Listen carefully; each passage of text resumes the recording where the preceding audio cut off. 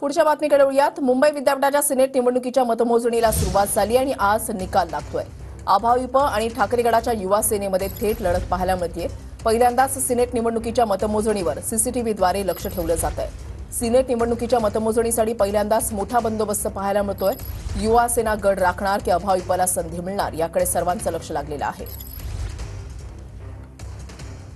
आज अत्यंत महत्त्वाचा दिवस आहे युवा सेनेसाठी। प्रामुख्याने सिनेटच्या मतदानाला सुरुवात झालेली आहे। कशा पद्धतीने तयारी आहे, काय सांगाल त्याबद्दल?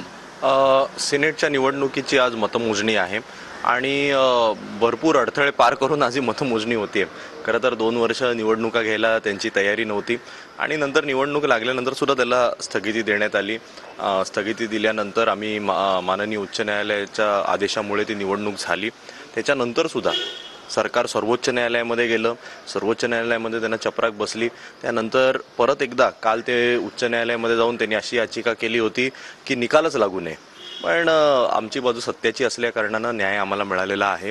निवडणूक सुरळीत पार पडलेली आहे। आमची अपेक्षा आहे की विद्यापीठाच्या मार्फत आज मतमोजणी सुद्धा सुरळीत पद्धतीने होईल आणि माझ्या काही सहकाऱ्यांनी मला आता फोन करून सांगितलंय की संपूर्ण विद्यापीठाच्या कॅम्पसला कुठलं तरी एक म्हणजे छावणीचं स्वरूप आलेलं आहे आणि इतके पोलीस तैनात केलेत की काय मला काय कळतच नाही आहे की विद्यापीठाच्या निवडणुकीला हे सगळं काय विचित्र प्रकार चालू आहे।